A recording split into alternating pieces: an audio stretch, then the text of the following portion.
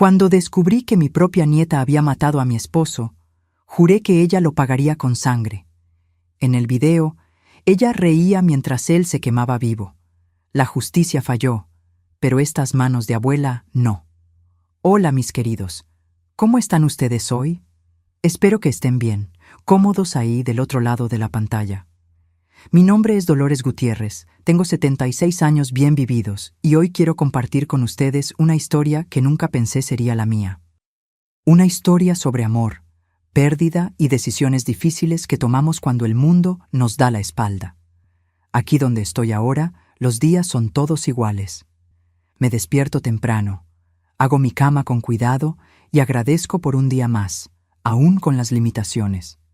Tengo mi rincón de lectura cerca de la pequeña ventana, donde la luz entra tímida durante algunas horas. Mis compañeras aquí son los libros que recibo de la biblioteca y las conversaciones que tengo con otras señoras que, como yo, cargan historias pesadas en el corazón. Conversar se volvió mi pasatiempo favorito en estos últimos años. Es curioso cómo valoramos las palabras cuando son uno de los pocos lujos que nos quedan. Antes yo hablaba poco. Era más de escuchar. Ahora, cada conversación es un tesoro. Cada historia compartida es una pequeña libertad que nadie puede quitarme. Comencé a apreciar verdaderamente el valor de una buena conversación después de perderlo todo.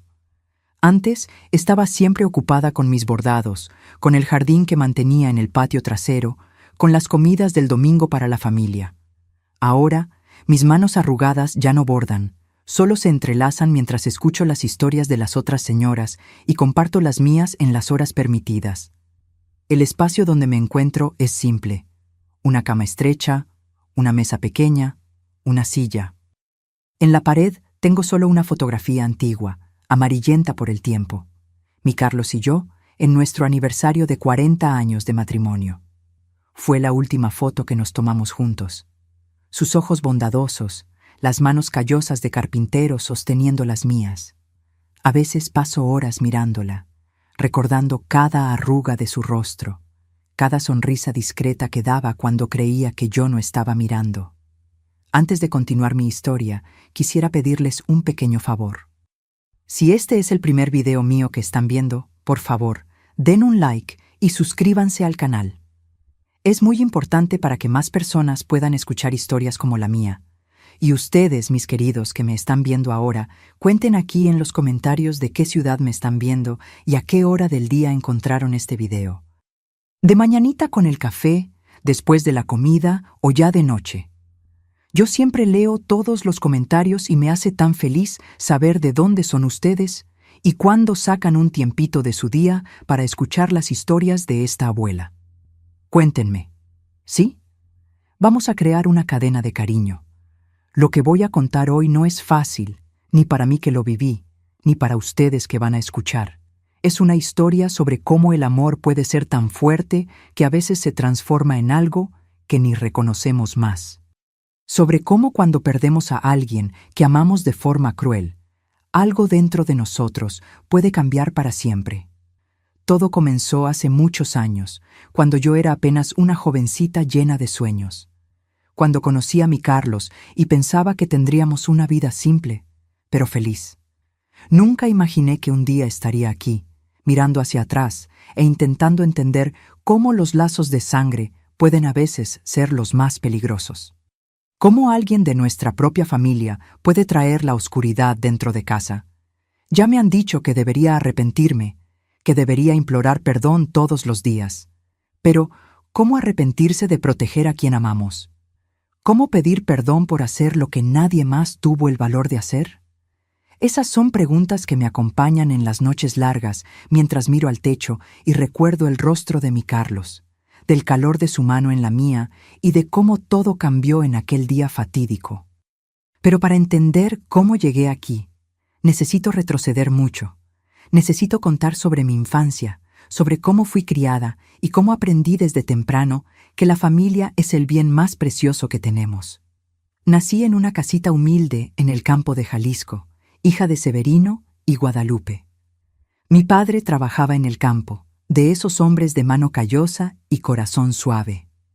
Mi madre era costurera, hacía vestidos para las muchachas de la región. Éramos una familia sencilla, pero nunca nos faltó lo principal: amor y respeto uno por el otro. Tenía 2 hermanos mayores, Benito y Juventino, que desde temprano ayudaban a papá en el trabajo con la tierra. Nuestra casa era pequeña, pero acogedora. El piso de tierra que mamá barría todos los días con una escoba de palma, las paredes que papá reforzaba antes de cada temporada de lluvias, el fogón de leña que calentaba la casa en las mañanas frías y que exhalaba ese olorcito a café recién hecho que hasta hoy siento en mis recuerdos. El patio grande, donde mamá cultivaba hierbas para té y condimentos para la comida. Era allí donde yo jugaba con mi muñeca de trapo, hecha por las manos hábiles de mi madre. La vida era simple, pero tenía una belleza propia. Nos despertábamos con el canto del gallo antes incluso de que saliera el sol. Mamá ya estaba de pie, preparando el café para papá, que llevaba al campo. Después de que él salía, ayudábamos en las tareas domésticas: barrer la casa, lavar los trastes, alimentar a las gallinas. Solo después podíamos jugar un poquito antes de ir a la escuelita rural, que quedaba a media hora caminando desde nuestra casa. En la escuela yo era aplicada. Me gustaba mucho leer, aunque había pocos libros disponibles.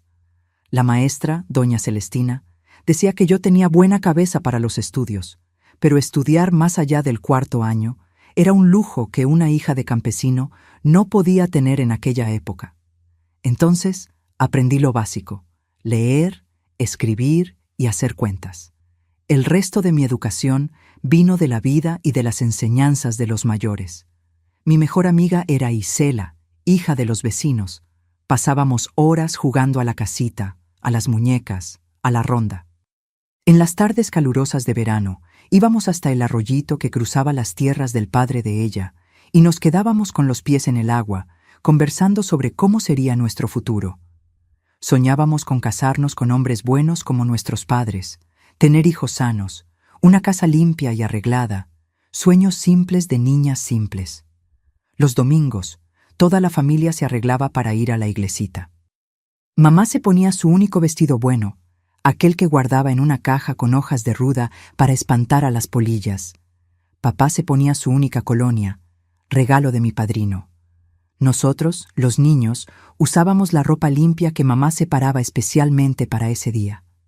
Después de la misa, era costumbre que las familias se reunieran en la plaza de la iglesia para conversar, intercambiar novedades, organizar trabajos comunitarios. Fue en uno de esos domingos que vi a Carlos por primera vez. Él había venido con su familia que vivía del otro lado del pueblo. Era un muchacho quieto, de mirada mansa, pero manos firmes, de quien ya conocía el trabajo desde temprano. Su padre era carpintero, y Carlos aprendía el oficio, creando piezas que la gente decía que eran tan bonitas que parecían dibujadas, no talladas en la madera. Cuando nuestras miradas se cruzaron, sentí un calorcito en el pecho que nunca había sentido antes. Tenía 15 años en esa época, y él 17. La vida en el campo me enseñó mucho sobre la naturaleza, sobre el ciclo de las cosas. Veía el amanecer y el atardecer todos los días. Observaba las plantas crecer desde la semilla, la cosecha. Aprendí a respetar ese ciclo natural, a entender que todo tiene su tiempo. Pero también aprendí que a veces la naturaleza puede ser cruel. Tormentas que destruían la siembra, sequías que mataban a los animales, enfermedades que se llevaban a personas queridas. Mi abuela decía que la vida da y la vida quita, y que uno necesitaba aceptar los designios de Dios. Fue con 16 años que tuve mi primera pena. Benito, mi hermano mayor, murió ahogado en el mismo arroyito donde Isela y yo jugábamos. Fue un domingo, después de una lluvia fuerte que llenó el arroyo. Él fue a sacar un becerrito que estaba atrapado y la corriente se lo llevó. Encontraron su cuerpo 2 días después, ya sin vida. Vi a mi padre, hombre fuerte, que nunca demostraba debilidad, llorar como un niño. Vi a mi madre, siempre tan habladora, quedarse muda por semanas. Fue la primera vez que entendí que la muerte puede llevarse más que a una persona. Se lleva también un pedazo de los que se quedan. Esa pérdida cambió a nuestra familia. Papá se quedó más callado, mamá más preocupada. Juventino, mi otro hermano, asumió las responsabilidades de Benito en el campo, madurando antes de tiempo. ¿Y yo? Yo aprendí que la vida es frágil, que podemos perder a quien amamos en un abrir y cerrar de ojos. Tal vez por eso me apegué tanto a la idea de tener mi propia familia, un rinconcito donde yo pudiera proteger a mis seres queridos. Carlos y yo comenzamos a ser novios cuando cumplí 17 años. Fue un noviazgo como se hacía antiguamente, respetuoso, con visitas de él a mi casa, siempre bajo la mirada atenta de mis padres. Él me traía flores silvestres que recogía en el camino, pequeños objetos de madera que él mismo había tallado, un pajarito, una cajita para mis cintas de pelo. Cosas simples, pero hechas con tanto cariño que valían más que oro para mí. Nos casamos cuando cumplí 19 años. Fue una fiesta simple en el patio de la casa de mis padres. Mamá hizo un pastel de elote. Las vecinas ayudaron con la comida. Usé un vestido blanco que era de mi madre, ajustado por sus manos hábiles para que me quedara bien. Carlos usó el traje de su padre, un poco grande en los hombros, pero él estaba tan guapo que ni lo noté en ese momento. La luna de miel fue solo un fin de semana en la casa que él construyó para nosotros con la ayuda de su padre y de amigos, en el terreno que nos regalaron sus padres. Era una casita pequeña, de solo 2 habitaciones, pero para mí era un palacio. Las paredes todavía olían a pintura fresca. Los muebles hechos por Carlos y su padre aún tenían ese buen olor a madera nueva. La cama tenía un colchón que mamá hizo, relleno con paja de maíz fresco. Y allí, en ese rinconcito que era solo nuestro, comenzamos nuestra vida juntos. Carlos trabajaba con su padre en la carpintería durante el día, y por la noche volvía a casa, siempre trayéndome alguna cosita. Una fruta fuera de temporada que encontró en el mercado, un retazo de tela bonita para que yo hiciera un mantel. Yo cuidaba de la casa, plantaba algunas verduras en el patio, hacía pan para vender a los vecinos.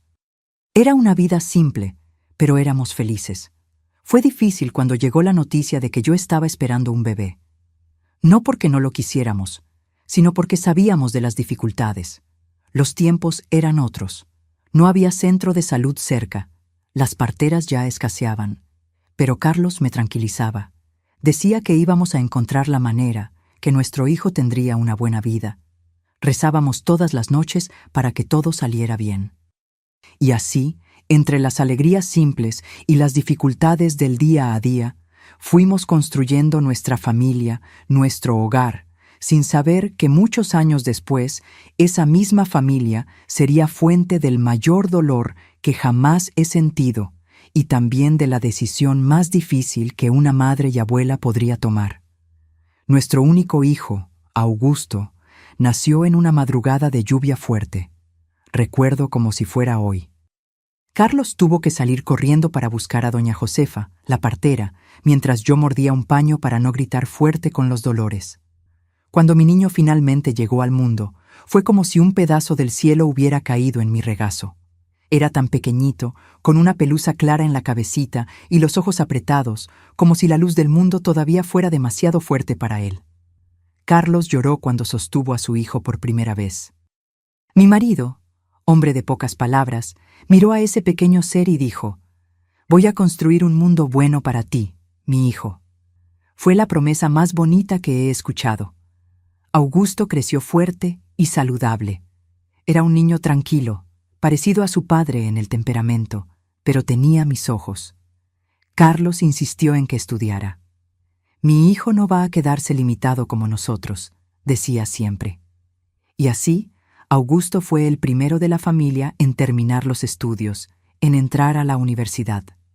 Se graduó como maestro, lo que era motivo de mucho orgullo para nosotros. Cuando Augusto tenía 25 años, conoció a Isabel en una fiesta de la escuela donde daba clases. Ella era joven, bonita, de una familia de la ciudad. Al principio, confieso que tuve mis reservas. Isabel parecía tan diferente a nosotros. Usaba ropa a la moda. Había estudiado en escuelas privadas. Pero, ¿quién era yo para juzgar? Lo que importaba era la felicidad de mi hijo. Ellos se casaron en un evento más grande de lo que había sido el nuestro. La familia de ella insistió en una ceremonia en la iglesia grande de la ciudad, con fiesta después en un salón alquilado. Carlos y yo nos sentimos un poco fuera de lugar en ese ambiente, pero estábamos felices por nuestro hijo. Un año después de la boda, recibí la noticia de que sería abuela. Mi corazón se llenó de una alegría que no cabe en palabras. Carlos comenzó inmediatamente a hacer una cuna de madera tallada para el nietecito o nietecita que vendría. Cuando supimos que sería una niña, él insistió en tallar flores delicadas en la cabecera para la princesita de la abuela y el abuelo, decía él con aquella sonrisa mansa que yo tanto amaba. Vanessa nació en una mañana soleada de primavera. Era una bebé hermosa, de ojos grandes y oscuros, cabello negro como el de su madre. Cuando la sostuve por primera vez, tuve una sensación extraña, algo en sus ojos, un vacío que no podía entender en esa época, pero pronto alejé ese pensamiento. Era solo una impresión tonta de una abuela ansiosa. Los primeros años de Vanessa fueron normales, al menos aparentemente. Ella crecía bonita e inteligente. Aprendió a hablar temprano, a caminar temprano. Carlos y yo la consentíamos, como suelen hacer los abuelos. Le llevábamos regalos siempre que íbamos a visitarla. Pasábamos horas jugando con ella. Augusto era un padre dedicado, e Isabel, a pesar de ser más distante a veces, parecía cuidar bien de la niña. Fue cuando Vanessa tenía cerca de 5 años que noté las primeras señales de que algo no estaba bien. Estábamos en nuestro patio, donde yo tenía un pequeño jardín. Vanessa encontró un pajarito caído del nido, todavía polluelo. En vez de llamar a algún adulto para ayudar, como haría la mayoría de los niños, ella agarró una piedrita y comenzó a pinchar al pobrecito. Cuando la vi, el pajarito ya no estaba vivo. «Vanessa, ¿por qué hiciste eso?», pregunté horrorizada. «Quería ver cómo era por dentro», respondió con una tranquilidad que me heló la sangre. Se lo conté a Carlos más tarde y él también se preocupó. Tratamos de hablar con Augusto, pero él minimizó el asunto. «Papá, mamá, ella es solo una niña curiosa». Los niños hacen esas cosas a veces. Tal vez él tuviera razón. Tal vez estábamos exagerando. Pero los incidentes continuaron. Un día encontré a Vanessa en la habitación de huéspedes, donde guardábamos algunos recuerdos antiguos. Ella había agarrado una muñeca de porcelana que era de mi madre, una reliquia familiar. La muñeca estaba sin los brazos, sin las piernas, con la cara rayada con un plumón rojo. «¿Qué pasó con la muñeca, Vanessa?» «Era fea». «La dejé más bonita», respondió la niña con aquella misma mirada vacía. Cuando se lo contamos a Isabel, ella se irritó, no con su hija, sino con nosotros. «¿Ustedes dejaron una muñeca antigua al alcance de una niña pequeña y ahora quieren culparla?» Francamente, fue la primera vez que sentí una distancia abriéndose entre nosotros y la familia de nuestro hijo. Una distancia que solo aumentaría con el paso de los años. Conforme Vanessa crecía, los comportamientos extraños se volvían más evidentes. En la escuela empezaron las quejas. Ella mentía constantemente, inventaba historias elaboradas para meter en problemas a otros niños. Una vez dijo que un compañerito le había robado su lunch, haciendo que el niño fuera castigado. Más tarde descubrieron que ella misma había tirado la comida a la basura. En casa, cuando la visitábamos, ella tenía un comportamiento diferente dependiendo de quién estuviera cerca. Con sus padres, era dulce y obediente. Cuando se quedaba sola con los abuelos, mostraba otra cara. Nos miraba como si nos evaluara, como si buscara debilidades. Recuerdo una vez, cuando ella tenía unos 9 años, estábamos haciendo galletas juntas. Carlos estaba en el patio, arreglando una silla. Vanessa me miró y dijo de repente: «Abuela, tú sabes que las personas mueren cuando se hacen viejas, ¿verdad? Tú y el abuelo ya están viejos». Traté de explicarle que sí, todos morimos un día, pero que todavía teníamos muchos años por delante. Ella siguió mezclando la masa de la galleta y añadió con una voz demasiado calmada para una niña: «Yo ya vi a un gato morir. Hizo ruidos graciosos. ¿Tú crees que las personas también hacen ruidos cuando mueren?». Confieso que me quedé sin palabras. No era solo lo que ella decía, sino cómo lo decía, sin emoción, sin la curiosidad natural de una niña, solo una observación fría. Se lo conté a Carlos después y él también se perturbó. Tratamos de hablar con Augusto otra vez. Esta vez sugerimos que tal vez Vanessa necesitara algún tipo de ayuda profesional. ¿Qué están insinuando? ¿Que mi hija tiene algún problema mental? Ella es solo una niña inteligente y curiosa. Ustedes están viendo cosas donde no existen. Isabel fue aún más dura. Yo siempre supe que ustedes no la querían realmente. Ahora están tratando de inventar problemas. Tal vez sea mejor limitar las visitas por un tiempo. Y así se hizo.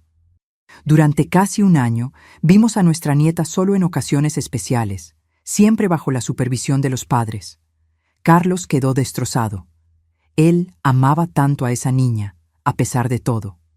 «Dolores», me dijo una noche, ¿será que somos nosotros? ¿Será que estamos viendo maldad donde solo hay una niña normal? Yo misma comencé a cuestionarme. Tal vez estuviéramos juzgando injustamente. Tal vez por ser de otra generación, no entendiéramos cómo son los niños hoy en día. Cuando finalmente nos autorizaron a visitar más libremente, Vanessa tenía 12 años.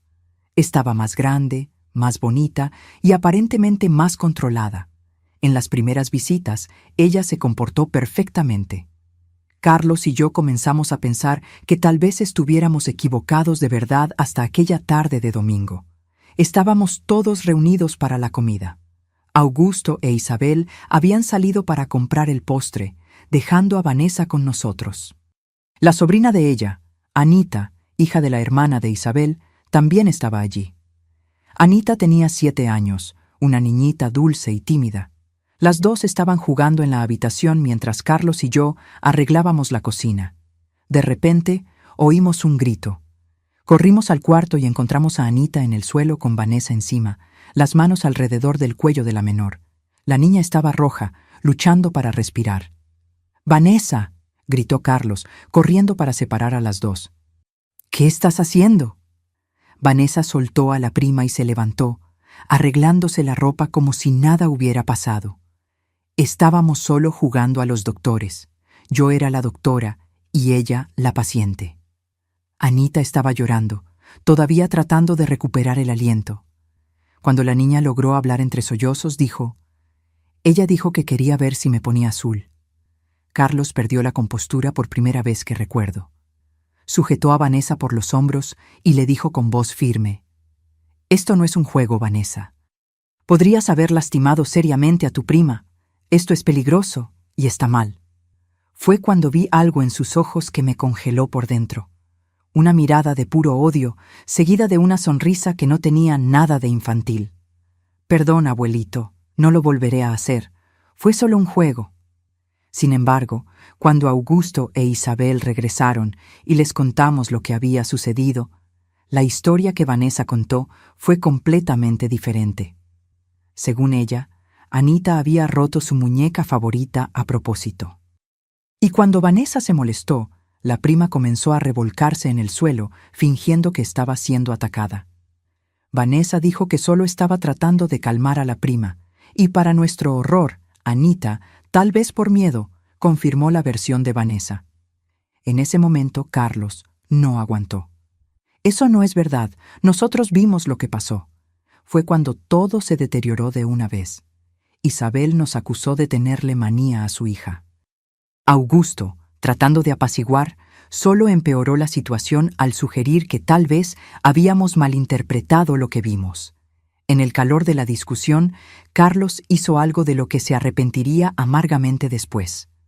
Cuando Vanessa continuó mintiendo, mirándolo directamente a los ojos con aquella sonrisita, él perdió el control y le dio una bofetada en el rostro.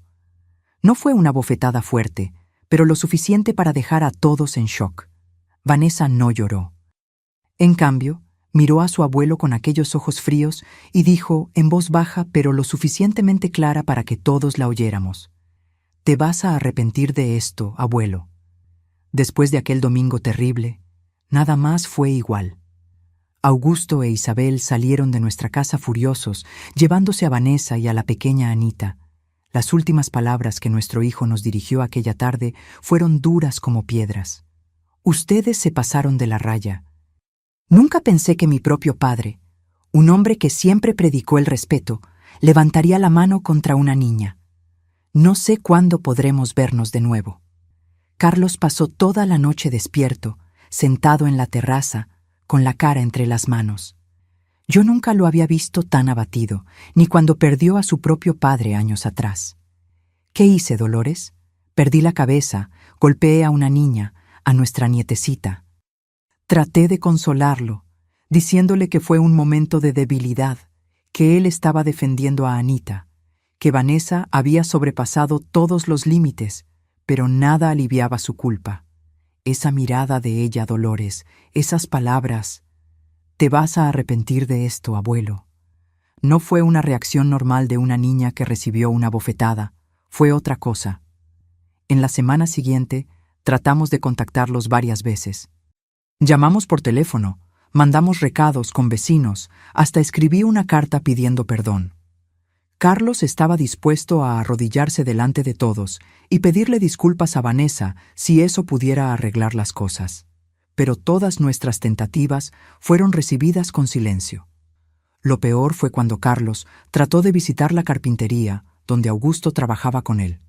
Sí, nuestro hijo había seguido los pasos de su padre, a pesar de su formación en educación. Cuando llegó allí, el socio de Carlos le dijo que Augusto le había pedido que le avisara que no quería verlo, que era mejor darle tiempo al tiempo. Aquello quebró a mi marido por dentro. La carpintería era su orgullo, el lugar donde padre e hijo compartían no solo el trabajo, sino también sueños y planes. Era el legado que Carlos construía para dejarle a Augusto, y ahora se estaba volviendo un símbolo más del abismo que crecía entre nosotros. Pasaron semanas, después meses.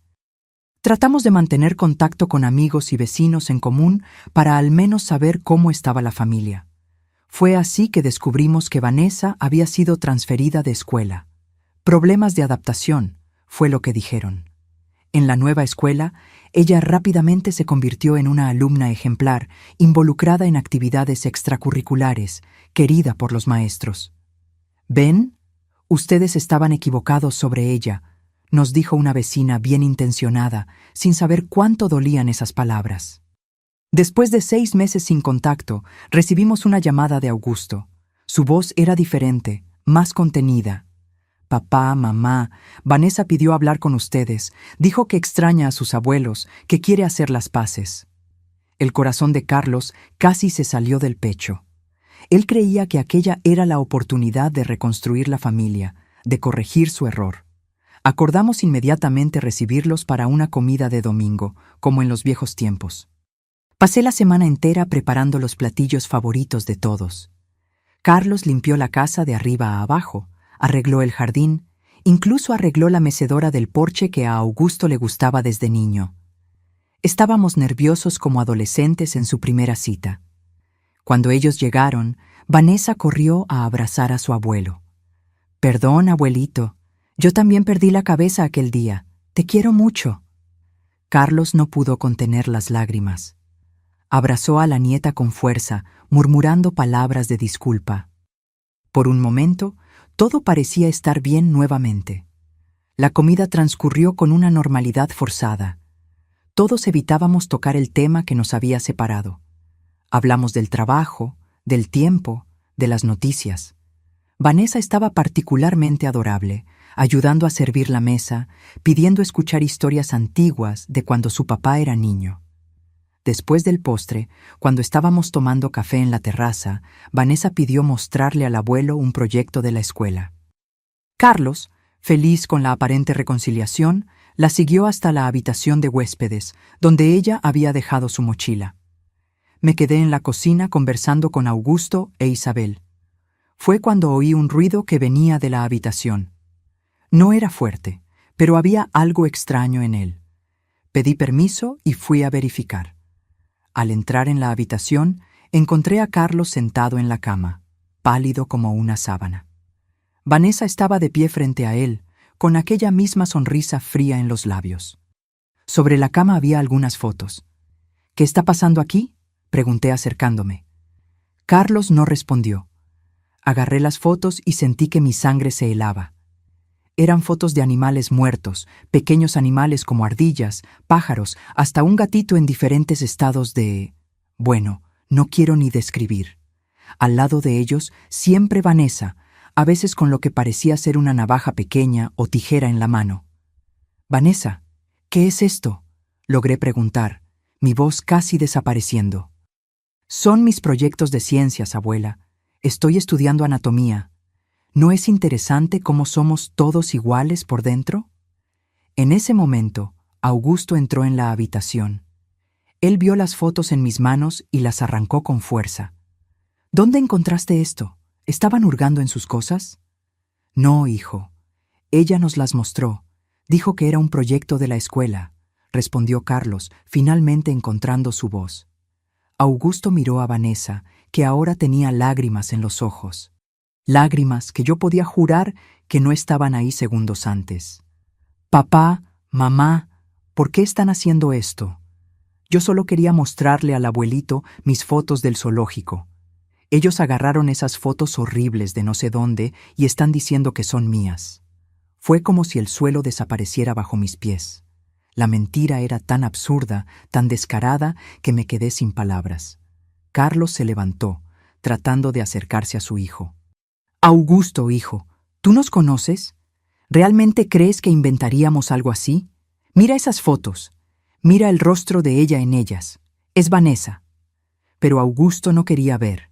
Tal vez no pudiera enfrentar la verdad sobre su propia hija. Él arrugó las fotos, las tiró al suelo y dijo con una voz que no parecía la suya: «Basta». Lo intenté. Juro que intenté darles una oportunidad. Pero ustedes no pueden aceptar a Vanessa. No pueden ver que es solo una niña normal. Tal vez sea mejor no vernos más por un tiempo». Isabel apareció en la puerta, mirando la escena con asombro. Augusto tomó a Vanessa de la mano y salió, prácticamente arrastrando a su esposa. Desde la puerta de casa, todavía oímos a Vanessa decir en voz lo suficientemente alta para alcanzarnos: «Papá, la abuela escondió mi mochila. Mis fotos del zoológico estaban ahí». Y así nuestro hijo salió de nuestras vidas nuevamente, esta vez por un período mucho mayor. Quedamos destrozados. Carlos no dormía bien, apenas comía. Yo misma me sentía como si estuviera en una pesadilla de la que no podía despertar. «Dolores», me dijo Carlos una noche. «Tengo miedo, no por nosotros, sino por Augusto, por Isabel, incluso por esa pobre niña Anita. Vanessa tiene algo muy mal en ella». Pasamos los meses siguientes tratando de convencer a Augusto de buscar ayuda profesional para Vanessa. Enviamos artículos sobre comportamientos problemáticos en adolescentes, indicaciones de psicólogos, hasta un libro sobre niños con trastornos de conducta. Todo volvía sin ser abierto, a veces con una nota corta: «Paren con esto». La situación se volvió insostenible. Los vecinos comenzaron a comentar, los amigos tomaron partido. Algunos nos veían como los abuelos problemáticos que no aceptaban a la nieta, otros como víctimas de una familia ingrata. Fue cuando Carlos tuvo la idea de mudarnos. Él tenía un antiguo amigo de juventud que vivía en otra ciudad a algunas horas de distancia. Este amigo le había ofrecido sociedad en una pequeña carpintería local. Tal vez sea mejor así, Dolores, dar espacio. Quién sabe, con el tiempo Augusto se dará cuenta de la verdad por sí mismo. La decisión de dejar la ciudad donde habíamos vivido toda la vida fue difícil, pero parecía la única salida. Vendimos nuestra casa. Carlos vendió su parte en la carpintería a su socio, por un valor muy por debajo de lo que valía, solo para cerrar el negocio rápidamente. Y partimos con el corazón pesado, pero esperanzados de que el tiempo pudiera curar las heridas. Nuestra nueva vida comenzó modestamente. La casa era más pequeña que la antigua. La carpintería necesitaba reformas, pero estábamos juntos, y eso era lo que importaba. Carlos, siempre trabajador, se lanzó al nuevo negocio con entusiasmo. En pocos meses ya tenía una pequeña clientela fiel, encantada con el talento de mi marido para trabajos detallados en madera. Yo comencé a hacer pasteles y dulces para vender. Era algo que siempre me gustó y me ayudaba a pasar el tiempo, a no pensar tanto en la familia que dejamos atrás. Hicimos algunos amigos, nos involucramos en la comunidad local. No era la vida que habíamos planeado para nuestra vejez, pero estaba siendo una vida digna, tranquila. Manteníamos contacto mínimo con Augusto. Llamadas telefónicas en fechas importantes, tarjetas de Navidad. Él nunca venía a visitarnos y nosotros no éramos invitados a ir a su casa. Sobre Vanessa, las noticias eran siempre superficiales. Ella va bien en la escuela. Ganó un concurso de redacción. Nada que nos permitiera saber realmente cómo estaba. Y así pasamos casi 2 años construyendo esta nueva vida, tratando de no mirar mucho hacia atrás, aunque el corazón todavía doliera de nostalgia por nuestro único hijo. Hasta aquella mañana de domingo, cuando recibimos una llamada telefónica que cambiaría nuestras vidas para siempre. La llamada vino de un número desconocido. Contesté mientras Carlos estaba en el baño. Señora Dolores, la voz del otro lado era formal, grave. Aquí es el comandante Everardo. Es sobre su hijo, Augusto Gutiérrez. Mi corazón se detuvo por un instante. A mi edad, una llamada de un comandante sobre un pariente nunca trae buenas noticias. ¿Qué pasó con mi hijo? ¿Está bien? Su hijo está bien, señora, pero hubo un incidente. Prefiero no entrar en detalles por teléfono. ¿Podría venir a la comandancia? Es importante que sea cuanto antes. Carlos y yo partimos esa misma mañana. El viaje de regreso a nuestra antigua ciudad pareció durar una eternidad. Aunque eran solo algunas horas, mi mente creaba los peores escenarios posibles. ¿Será que Augusto se había involucrado en algún accidente o sería algo relacionado con Vanessa? En la comandancia fuimos recibidos por el comandante Everardo, un hombre de mediana edad, con ojeras profundas, de quien no dormía bien desde hacía días. Señor y señora Gutiérrez, gracias por venir tan rápido. Siéntense, por favor. Él nos miró con una expresión que mezclaba compasión e incomodidad. Hubo un incidente en la casa de su hijo. Su nieta Vanessa hizo una acusación grave. Sentí que Carlos se ponía rígido a mi lado. ¿Qué tipo de acusación?, preguntó él, la voz baja y controlada. Ella afirma que su hijo Augusto ha abusado de ella durante varios años. Fue como si el suelo se abriera bajo nuestros pies. Carlos se levantó de un salto. Eso es un absurdo. Mi hijo jamás haría algo así. Vanessa está mintiendo, como siempre mintió. El comandante levantó las manos pidiendo calma. Entiendo su reacción, señor, pero necesitamos investigar todas las acusaciones de este tipo con seriedad. La muchacha dio detalles convincentes y hay un video que ella grabó secretamente. En ese momento, él dudó, mirándome. Señora, tal vez sea mejor que usted espere afuera mientras le muestro este video a su marido. No, respondí firmemente. Si es sobre mi hijo, quiero ver también. El comandante asintió reluctantemente y encendió un pequeño aparato de televisión. Lo que vimos en los minutos siguientes fue indescriptible. Un video donde parecía ser Augusto entrando en la habitación de Vanessa tarde en la noche, acercándose a la cama de ella. «¡Esto es un montaje!», gritó Carlos, apagando el aparato con las manos temblorosas. Mi hijo nunca haría eso. Nunca. El comandante suspiró pesadamente. También nos pareció extraño, por eso los llamamos. Augusto lo niega vehementemente. Claro, dice que nunca entró en la habitación de su hija de esa forma. Isabel está devastada, no sabe a quién creer. Vanessa está con asistentes sociales ahora.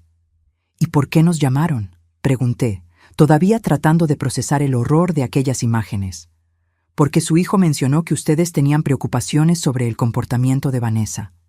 Dijo que ustedes trataron de alertarlos varias veces. Carlos y yo nos miramos.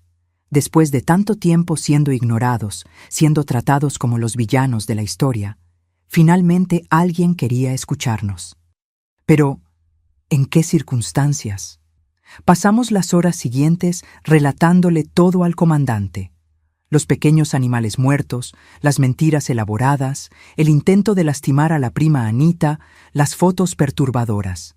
El comandante tomaba notas, ocasionalmente haciendo preguntas para aclarar algún punto. ¿Tienen ustedes alguna de esas evidencias?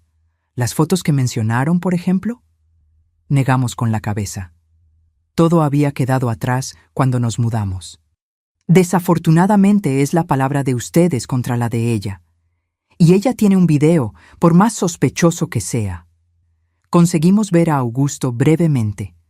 Estaba irreconocible, delgado, abatido, los ojos rojos de quien lloró hasta no tener más lágrimas. Papá, mamá, ustedes tenían razón todo el tiempo. Vanessa, no sé qué pasó con ella, dónde nos equivocamos en la crianza. Ella está destruyendo nuestra familia con mentiras. Isabel no sabe a quién creer, está al borde de un colapso. Y yo puedo perderlo todo. Mi trabajo, mi libertad, mi reputación. Fue un encuentro breve, supervisado por un oficial. Prometimos hacer todo lo que estuviera a nuestro alcance para ayudar, para probar su inocencia. En los días que siguieron, nos quedamos en la ciudad, hospedados en un pequeño hotel.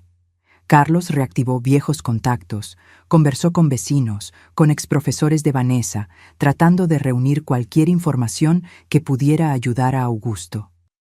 Yo fui hasta la escuela. Traté de hablar con amigas de Vanessa, con padres de otros alumnos. Lo que descubrimos fue perturbador. Detrás de la fachada de alumna ejemplar había rumores inquietantes. Una compañera que de repente cambió de escuela después de un desacuerdo con Vanessa. Un profesor que pidió transferencia después de acusar a Vanessa de copiar en un examen y después retiró la acusación por razones nunca aclaradas. Pequeños incidentes que, aislados, parecían insignificantes, pero juntos formaban un patrón preocupante. Sin embargo, nada era lo suficientemente concreto, nada que pudiera competir con un video, por más que sospecháramos de su autenticidad. Fue en una de esas noches, volviendo exhaustos al hotel, que encontramos a Isabel esperándonos en el vestíbulo. Estaba irreconocible, los cabellos despeinados, ojeras profundas, las manos temblando. «Ustedes tenían razón», dijo ella, la voz casi desvanecida. «Encontré algo terrible». En su tablet nos mostró conversaciones de Vanessa en una aplicación de mensajes. Eran intercambios con un muchacho mayor, donde ella se jactaba de lo fácil que era manipular a sus padres, de cómo planeaba librarse de su padre para quedarse con la herencia de la familia de su madre. Ella le decía que iba a destruir a Augusto, que iba a acusarlo de cosas horribles, que había aprendido a editar videos de los que nadie sospecharía. Carlos tomó sus manos, tratando de calmarla. «Isabel, ¿esto es prueba? ¿Le mostraste esto a la policía?» Ella negó con la cabeza, las lágrimas corriendo por su rostro. Vanessa descubrió que lo vi. Borró todo. Estas capturas de pantalla que guardé, ella dice que son falsas, que yo las fabriqué porque estoy teniendo un colapso nervioso. Y lo peor, le están creyendo. Aquella noche hicimos un plan. Isabel iría a la comandancia al día siguiente con las capturas de pantalla. Carlos la acompañaría junto con un abogado que había contratado para ayudar a Augusto. Yo me quedaría en el hotel tratando de contactar al muchacho con quien Vanessa intercambiaba mensajes. Pero a la mañana siguiente, todo cambió. Nos despertaron con golpes violentos en la puerta del hotel.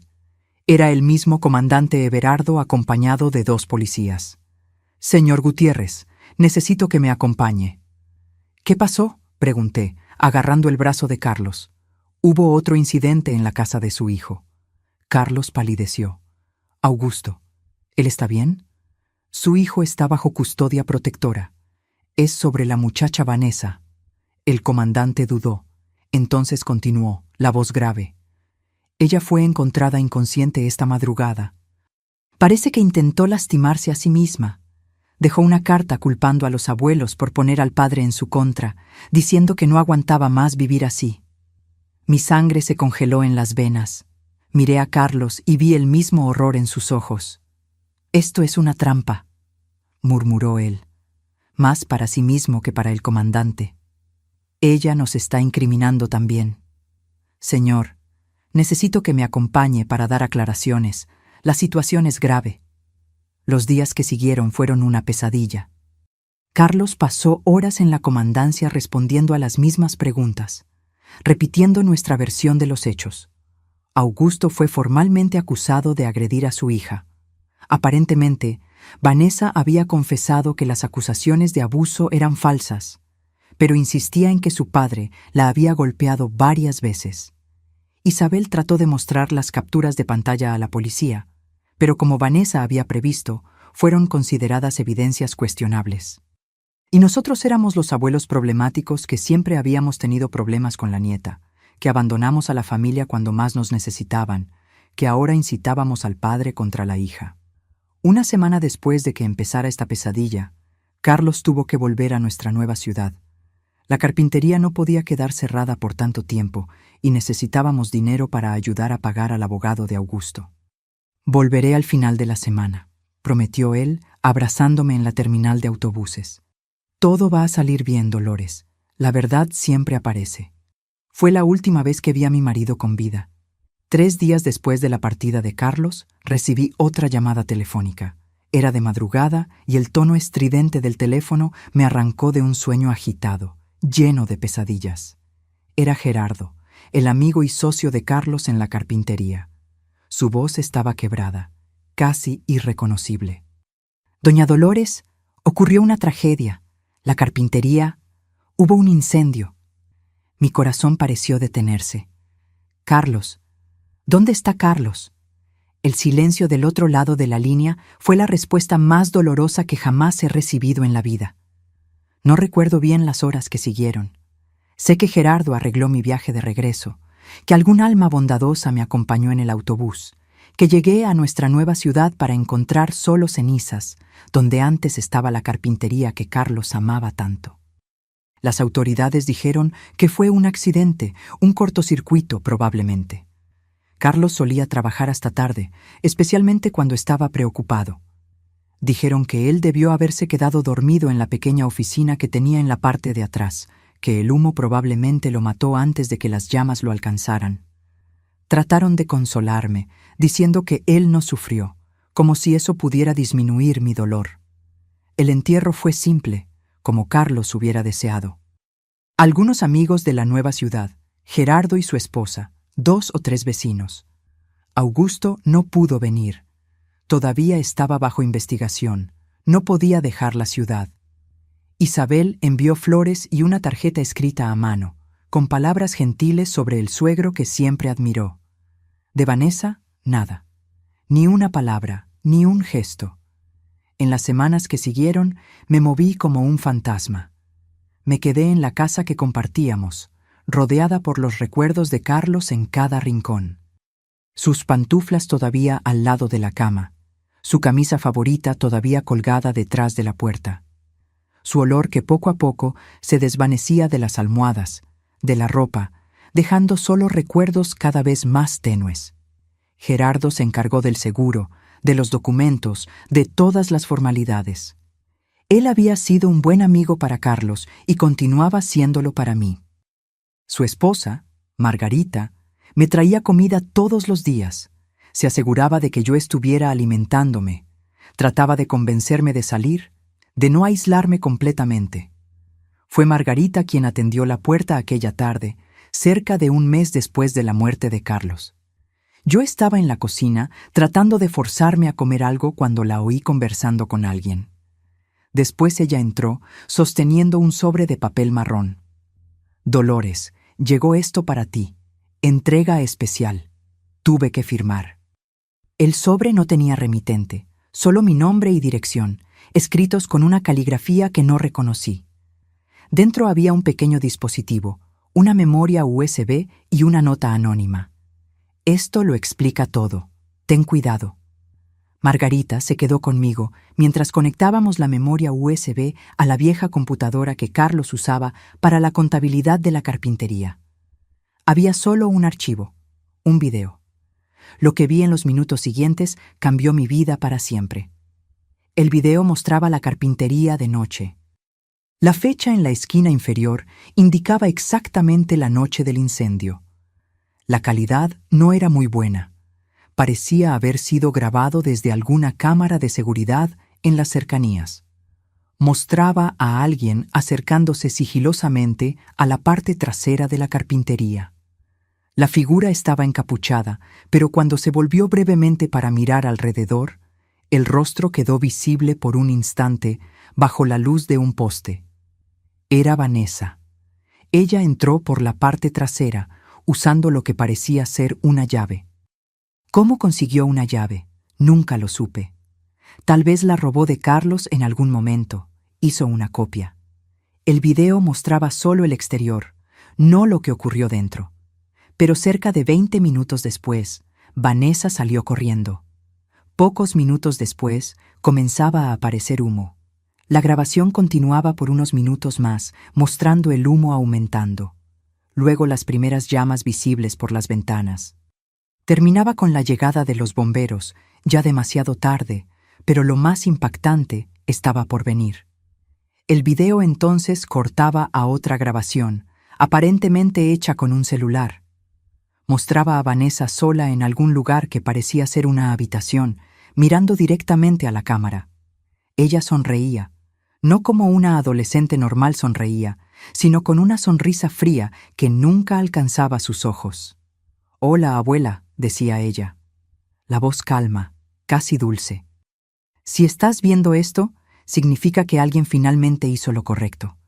Quería que supieras que el abuelo sufrió. No fue rápido como te están diciendo». Él se despertó con el olor a humo. Intentó salir. La puerta estaba cerrada por fuera. Él gritó, golpeó la puerta, trató de romper la ventana, pero yo lo había planeado todo. Las ventanas eran reforzadas, ¿recuerdas? El propio abuelo instaló esas rejas después de aquel asalto el año pasado. Ella hizo una pausa, inclinando la cabeza ligeramente hacia un lado, como si estuviera contemplando un recuerdo agradable. Cuando entré allí, él estaba durmiendo tan fácil.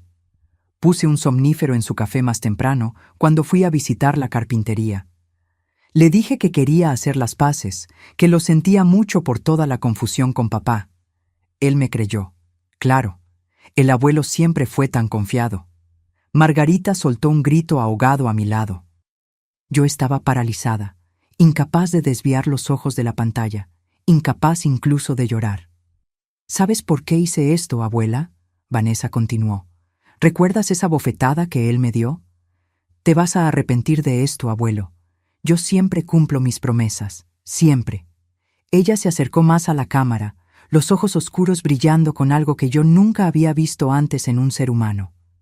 Ahora es tu turno de sufrir, abuela, viviendo sola, sabiendo que tu marido murió por tu culpa. Si ustedes me hubieran dejado en paz, nada de esto habría pasado. Pero no, ustedes tenían que estar preocupados por mi comportamiento. Tenían que tratar de hacer que papá y mamá me llevaran a especialistas, como si hubiera algo mal conmigo. Ella se rió, un sonido vacío de cualquier alegría real. No hay nada mal conmigo. Soy exactamente lo que debería ser. Y ahora tú vas a vivir con esto, con la verdad que nadie más va a creer. ¿Por qué? ¿Quién sospecharía de una pobre adolescente traumatizada que solo quiere una vida normal? Todos van a pensar que tú enloqueciste de dolor si tratas de contarle a alguien. El video terminaba abruptamente. Me quedé mirando la pantalla negra, sintiendo algo dentro de mí romperse y al mismo tiempo algo nuevo surgir. Una resolución, una certeza. «Dolores», murmuró Margarita a mi lado, la voz temblorosa. «Tenemos que llevar esto a la policía ahora mismo». Negué con la cabeza lentamente. «No, tú oíste lo que ella dijo. Nadie va a creer. Van a decir que es un montaje, así como dijeron sobre el video que ella fabricó contra Augusto. Pero tenemos que hacer algo. Ella mató a Carlos. Ella confesó». Miré a mi amiga, sintiendo una extraña calma envolviéndome. «Sí, vamos a hacer algo, pero no de la manera que tú estás pensando». En los días que siguieron, hice los preparativos. Primero creé una copia de la memoria USB y la escondí en un lugar seguro. Después llamé a Augusto. La conversación fue breve, dolorosa. Él todavía estaba bajo investigación, pero las cosas parecían estar mejorando. Isabel finalmente había convencido a las autoridades de investigar más a fondo las acusaciones de Vanessa, y algunas inconsistencias estaban surgiendo. «Mamá, ella preguntó por ti otro día», dijo Augusto. «Dijo que quería visitarte, consolarte por la pérdida de papá». Sentí mi corazón acelerarse. «¿Y qué le dijiste?» «Le dije que hablaría contigo, para ver si estabas lista para visitas». Ella pareció ansiosa. «Dile que lo estoy, hijo, que me alegraré de verla». La trampa estaba preparada. Sabía que Vanessa vendría no para consolarme, sino para asegurarse de que yo estaba sufriendo, para saborear su victoria, tal vez incluso para eliminar un obstáculo más en caso de que sospechara que yo sabía algo. Margarita no aprobaba mi plan.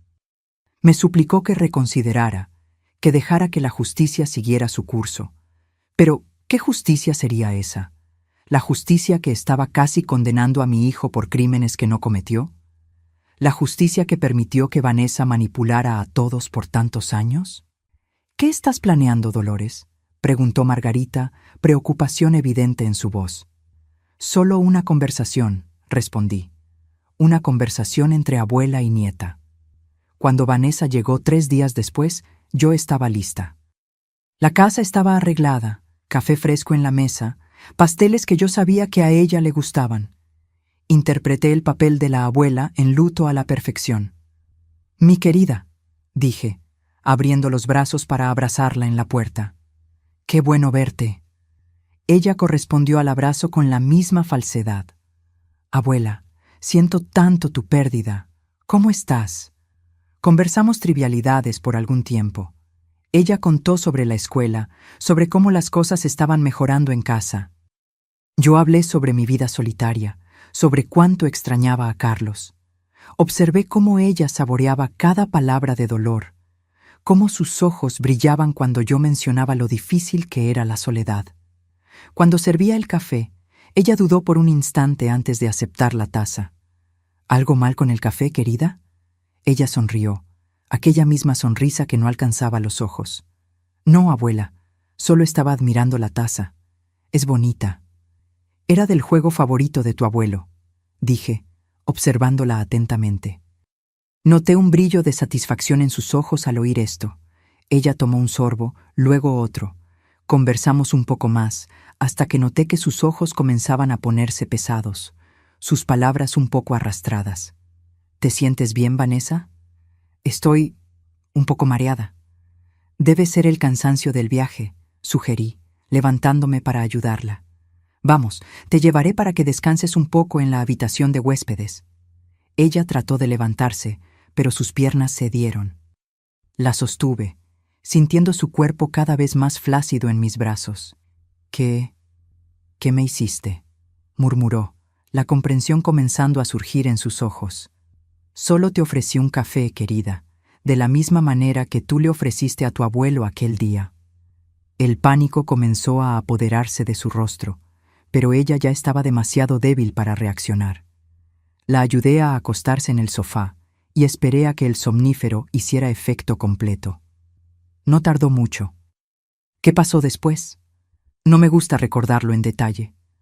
Digamos solo que Vanessa despertó en un lugar aislado, seguro, donde nadie podía oírnos, un lugar preparado cuidadosamente en los días anteriores. Cuando ella finalmente abrió los ojos, yo estaba sentada frente a ella, la memoria USB en la mano. «Hola, querida. Tenemos mucho de qué hablar». Le mostré el video. Vi el shock en su rostro al darse cuenta de que su crimen había sido documentado, que su confesión estaba grabada. «¿Cómo? ¿Cómo conseguiste eso?», preguntó, la voz todavía arrastrada por el efecto del somnífero. «¿Alguien con conciencia?», respondí simplemente. «Alguien que vio lo que hiciste y no pudo quedarse callado». Conversé largamente con Vanessa esa noche. Hice preguntas que me atormentaban por años. ¿Por qué ella era así? ¿Desde cuándo? ¿Hubo algún momento en que podríamos haber ayudado, cambiado el curso de los acontecimientos? Sus respuestas fueron perturbadoras en su simplicidad. No hubo trauma, no hubo causa para su comportamiento. Ella simplemente era así. Siempre supo que era diferente. Siempre vio las emociones de los demás como herramientas para ser manipuladas. El amor, la compasión, la empatía eran conceptos que ella comprendía intelectualmente, pero nunca sintió. «¿Qué vas a hacer conmigo?», preguntó finalmente cuando el sol comenzaba a nacer allá afuera. Miré a ella, mi nieta, mi sangre, el ser que había quitado de mí el amor de mi vida. Y tomé la decisión más difícil de mi vida. Voy a hacer lo que nadie tuvo el valor de hacer, Vanessa. Voy a proteger al mundo de ti. Lo que ocurrió después es algo que cargo conmigo todos los días. El peso de la decisión, el peso del acto. No me enorgullezco, no me arrepiento. Hice lo que tenía que hacer, lo que ningún sistema, ninguna institución, ninguna ley haría. Cuando todo terminó, volví a casa. Llamé a Augusto para decirle que Vanessa había salido temprano, que había dicho que necesitaba encontrarse con algunas amigas en la ciudad. Esperé a que se diera la alarma, que la búsqueda comenzara, y entonces hice lo que necesitaba hacer. Entré a una comandancia y confesé. Entregué las pruebas de lo que Vanessa había hecho con Carlos. Conté toda la historia desde el principio y asumí la responsabilidad por lo que había pasado con ella. La investigación fue larga. El video de Vanessa, confesando el asesinato de Carlos, fue considerado prueba suficiente para cerrar el caso del incendio. Las acusaciones contra Augusto fueron retiradas, su reputación parcialmente restaurada. Isabel eventualmente encontró algún tipo de paz, y yo recibí mi sentencia con la cabeza en alto. No niego lo que hice, no busco perdón. Cuando el juez me preguntó si me arrepentía, lo miré a los ojos y le dije la verdad. Me arrepiento solo de no haber percibido antes el peligro que ella representaba. Me arrepiento de las vidas que podrían haberse salvado. Ya pasaron 8 años desde aquel día. 8 años viviendo entre estas paredes, con una rutina tan regular como el tic-tac del viejo reloj de la sala de visitas. Me despierto temprano, como siempre lo hice. Hago mi cama con el cuidado que mamá me enseñó allá en los tiempos de la casa de adobe. Tomo el desayuno con las otras señoras. Sí, hay un pabellón especial para mujeres de mi edad, con problemas de salud como los míos. La artritis no me deja hacer muchas actividades físicas, pero todavía puedo leer, conversar y a veces hasta ayudo en la huerta de la prisión. La gente aquí me trata con un respeto curioso. Las guardias más antiguas ya conocen mi historia. Las más nuevas pronto oyen los rumores. Aquella es doña Dolores, la que mató a su propia nieta. Algunas me miran con horror, otras con una especie de admiración velada. La mayoría simplemente me deja en paz, que es todo lo que pido. Tengo mi rinconcito en la biblioteca, donde paso buena parte de mis días. La encargada, doña Norma, me permite quedarme más allá del horario a veces. Una señora de su edad, con su historial impecable aquí dentro, merece algunas consideraciones, dice ella. Creo que en el fondo ella entiende. Nunca hablamos sobre esto directamente, pero cierta vez mencionó que tenía una hija que sufrió en las manos de un depredador. La manera como dijo la palabra me hizo pensar que tal vez ella también hubiera tomado alguna actitud que la sociedad no aprobaría. La vida aquí no es mala. Tengo mis comidas, mi rincón para dormir, mis pequeñas rutinas. Las visitas de Augusto son lo que más alegra mis días. Al principio, él venía con menos frecuencia, todavía procesando todo lo que pasó. Pero con el tiempo, las visitas se volvieron regulares, una vez por mes, sin falta. Él viene solo ahora. Él e Isabel se separaron hace algunos años, no por culpa o resentimiento, sino porque algunas heridas son demasiado profundas para cicatrizar completamente.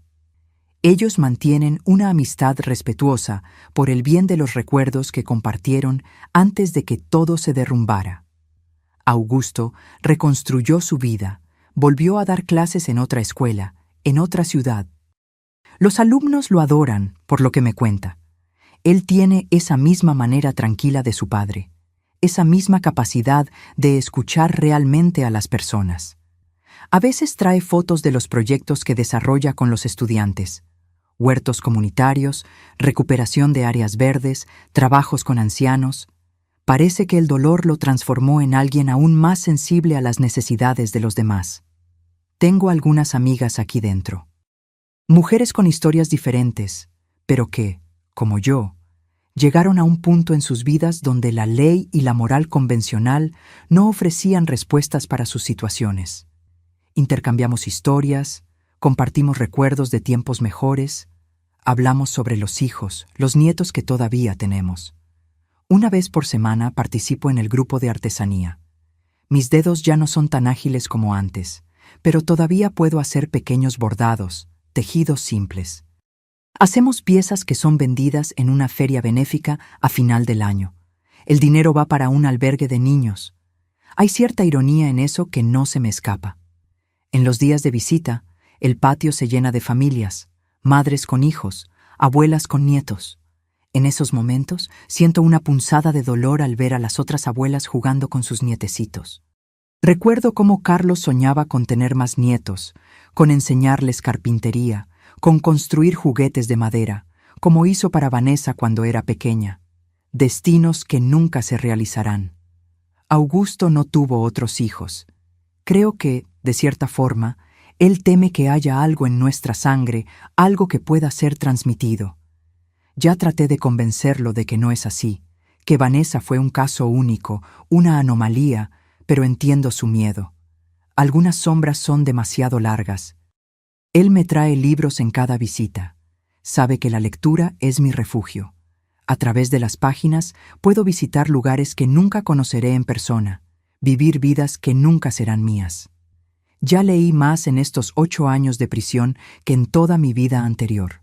Poesía, novelas, historia, biografías. Descubrí talentos e intereses que ni sabía que tenía. Las otras señoras aquí a veces me piden consejos.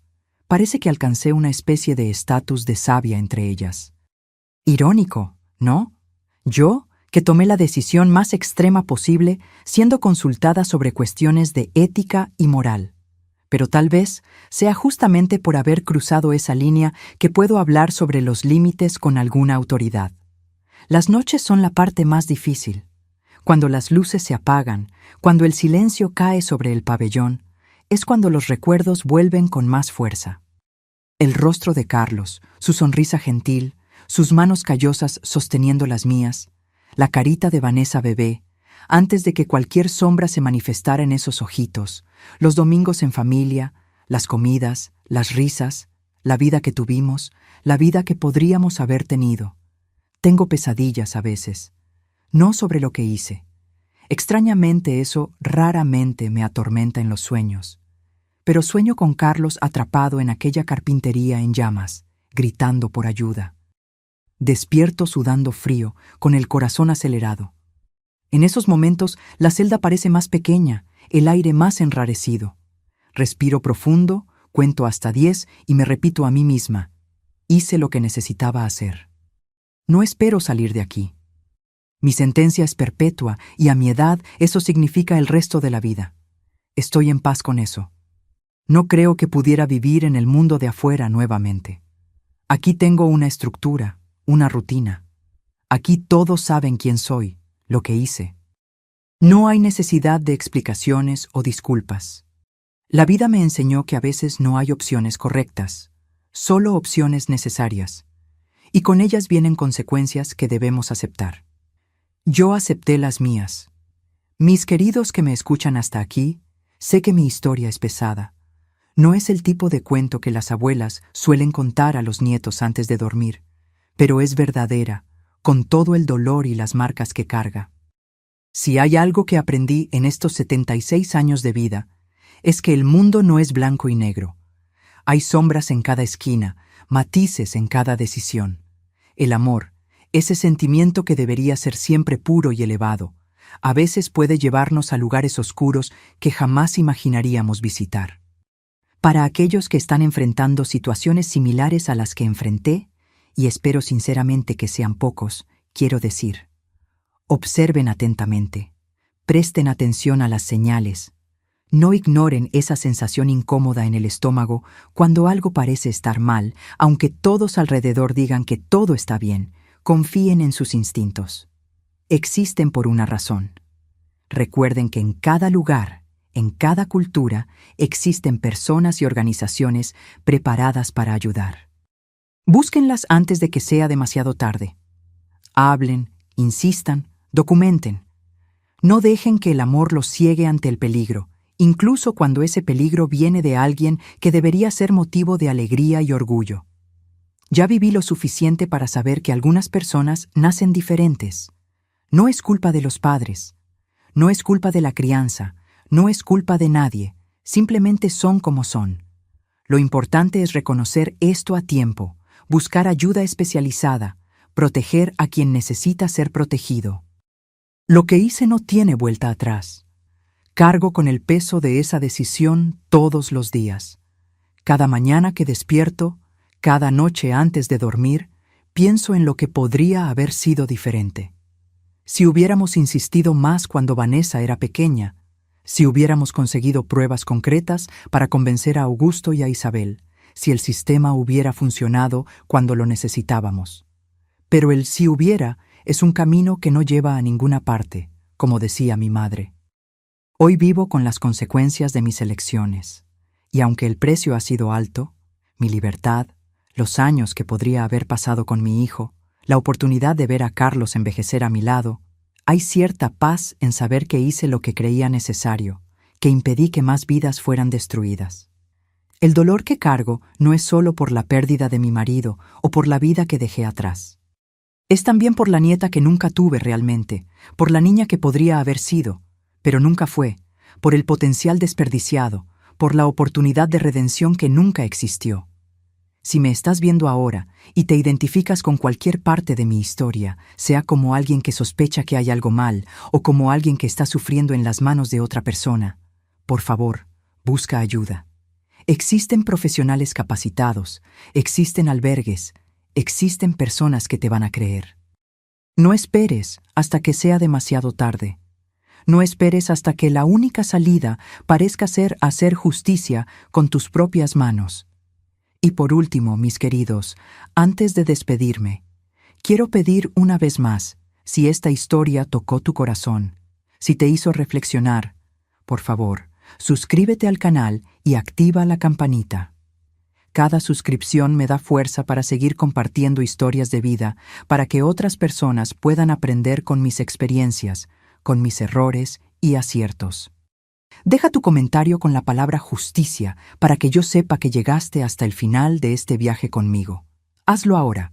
No esperes ni un minuto más. Tu suscripción puede ayudar a otras personas a encontrar fuerzas para buscar ayuda cuando la necesiten. Gracias por escuchar a esta vieja señora. Que Dios los bendiga y mantenga a sus familias a salvo de cualquier mal.